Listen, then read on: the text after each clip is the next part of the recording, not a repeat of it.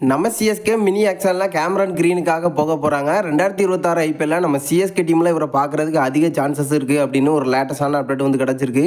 இதுக்கான காரணம் என்ன, நம்ம கேமரான் கிரீனை சிஎஸ்கே எடுத்துகிட்டு வர்றதுக்கான வாய்ப்புகள் எவ்வளோ இருக்குது, அவரை எடுத்துகிட்டு வந்து என்ன ரோல் நம்ம சிஎஸ்கே பண்ண வைக்க போகிறாங்க, இதை பற்றின ஒரு ஃபுல் டீட்டெயிலை பற்றியும் நம்ம சிஎஸ்கே நடத்தின ட்ரையல் கேம்பில் இப்போ பிருத்திவி வந்து ஜாயின் ஆயிருக்காரு. ட்ரையல் கேம்பில் என்னென்ன சம்பவத்தை பண்ணியிருக்காரு, இப்போதைக்கு நம்ம சிஎஸ்கே இவருக்காக வந்து ஆக்ஷனுக்கு போவாங்களா அப்படிங்கிறதையும் இந்த வீடியோவில் பார்த்துடலாம். அதுக்கு முன்னாடி சேனலுக்கு புதுசாக இருந்தீங்கன்னா சப்ஸ்கிரைப் பண்ணிக்காங்க. இந்த வீடியோக்கு ஒரு லைக்கை கொடுக்கலாம், லைக்கை கொடுத்துருங்க. ஃபர்ஸ்ட் நம்ம பிருத்திவியை பார்த்துடலாம்.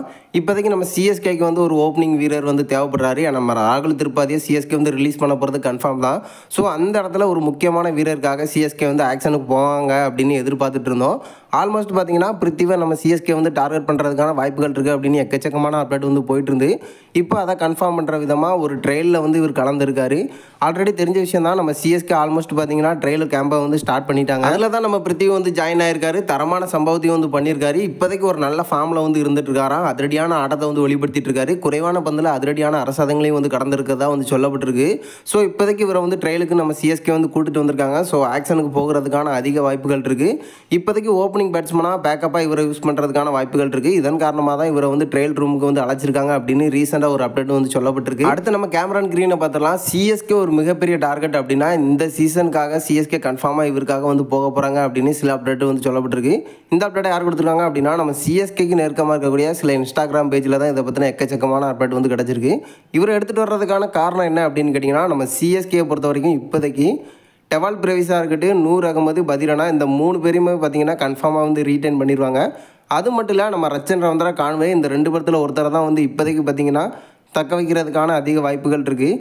ஸோ இப்போதைக்கு நிறைய வெளிநாட்டு வீரர்களை நம்ம சிஎஸ்கே வந்து மிஸ் பண்ண போகிறாங்க. யாரெல்லாம் வந்து மிஸ் பண்ணுறதுக்கான வாய்ப்புகள் இருக்குது அப்படின்னு சொல்ல முடியல. பட் இருந்தாலும் ஒரு முக்கியமான ஆல்ரவுண்டரை சிஎஸ்கே மறுபடியும் டீமுக்குள்ளே வந்து எடுத்துகிட்டு வர போகிறாங்க. ஷாம் கர்னாக இருக்கட்டும், ஜெமியோ ஓர்டனாக இருக்கட்டும், இப்போதைக்கு பவுலிங்கை பொறுத்த வரைக்கும் அதிக ரன்னை வந்து விட்டு கொடுத்துட்ருக்காங்க. நம்ம சிஎஸ்கேக்கு பேட்டிங் பண்ணக்கூடிய ஒரு பவுலர் தான் வந்து தேவைப்படுதாரு. பவுலிங் பண்ணால் விக்கெட்டை வந்து எடுத்து கொடுக்கணும். அந்த மாதிரி திறமை கொண்ட ஒரு வீரருக்காக வந்து சிஎஸ்கே வெயிட் பண்ணிட்டு இருக்காங்க. அந்த வரிசையில் நம்ம கேமரான் கிரீனை நம்ம சிஎஸ்கே வந்து எடுத்துகிட்டு வர போகிறாங்க. ஸோ பார்த்தீங்கன்னா பெரிய பட்ஜெட் வந்து இவர் போகிறதுக்கான வாய்ப்புகள் இல்லை.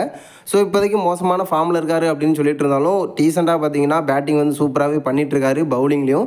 பட் இப்போ இன்ஜுரி காரணமாக பவுலிங் வந்து அவர் வந்து பண்ணாமல் தான் இருந்துகிட்ருக்காரு. ஸோ ப்ரைஸை பொறுத்த வரைக்கும் அதிக ரேட்டுக்கு போகிறதுக்கான வாய்ப்புகள் இல்லை. ஒரு குறைவான ப்ரைஸுக்கு போனால் கன்ஃபார்மாக சிஎஸ்கே வந்து இவர் எடுத்துகிட்டு வந்துடுவாங்க.